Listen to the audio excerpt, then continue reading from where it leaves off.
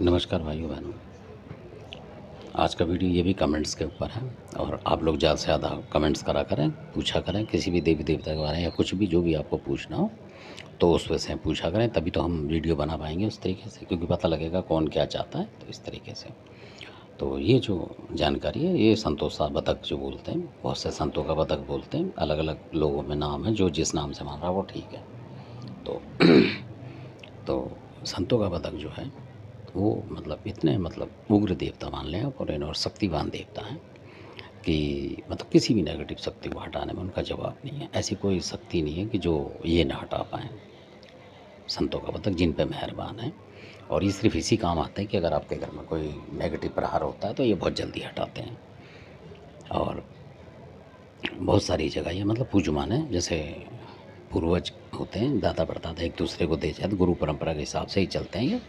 और कई बार कोई ले भी लेता है ना, मतलब किसी गुरु से आपने जिनकी रक्षा करनी होती तो ले लेते हैं, तो ये चले जाते हैं और कोई दिक्कत नहीं होती। ना ही छुपकते किसी घर में जाके, अगर वो पूजा करेंगे तो उनका काम करेंगे, जितनी इनकी पूजा होती है उतनी होती है। और जब ये कुछ काम कर देते तो इनका वही तामसिक आहार आपने दिया जो भी है, और बस बात ख़त्म। मतलब उस तरीके के नहीं कि जैसे छुपक जाएँ किसी के, तो इस तरीके का इनका नहीं है। मतलब इसलिए कोई भी इनको मान सकता है, मेरे कहने का ये मतलब, इसलिए वीडियो बताता हूँ मैं कि जैसे पाथरी वाली खाको देवी हैं, ये नहीं मान सकते आप कभी भी। आपने किसी ने शक्ति बताई तो आप फंस जाओगे इनको मानते के साथ, ये पक्की बात है। तो आपके देवता फिर टक्कर लेने लग जाएंगे आपसे और आप परेशान हो जाओगे।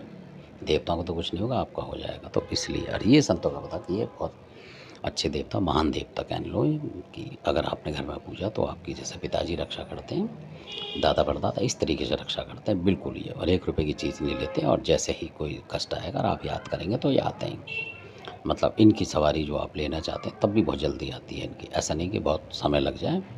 तो और इनकी जानकारी आपको रखना चाहिए। आप पूछेंगे ये जो कामरू कामाख्या है वहाँ से निकल के चले थे संतों का बतख जो है, ये डाके बंगाली की शक्ति है ये। और सबसे बड़ी बात ये कि जो जिनको ये मानते हैं देवी को, शक्ति रूपा को, बुलंदशहर के कई क्षेत्रों में वो मानी जाती है देवी, उनको बोलते हैं लाखा पातर, जो कि पुरानी है, आलाउद्दीन के टाइम की है, जो कि एक मतलब राजाओं ने पकड़ लिया था माड़ोगढ़ में। तो वहाँ उन्हें मतलब जैसे नाचते हैं, नर्तकी होती है, उस तरीके से था। तो ये आलाउद्दीन को बुरा लगा था वहाँ कि इन्होंने सबको मतलब नर्तकी बना दिया, उस राजा ने मतलब नचाता है उस तरीके, तब उनको खाना पीना मिलता है, तो उन्होंने ही वहाँ हमला करके उन्हें छुड़ाया था।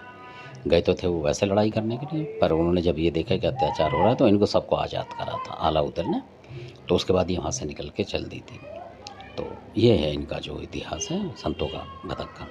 और ये अलीगढ़ के आसपास आप देखेंगे जाके तो खेरा बुझाना है उसको बोलते हैं, वहाँ इनका मंदिर भी है, मेरे ख्याल से है शायद। तो इस तरीके के वहाँ है सारा कुछ इनका, और बहुत ही ज़बरदस्त इनकी शक्ति है।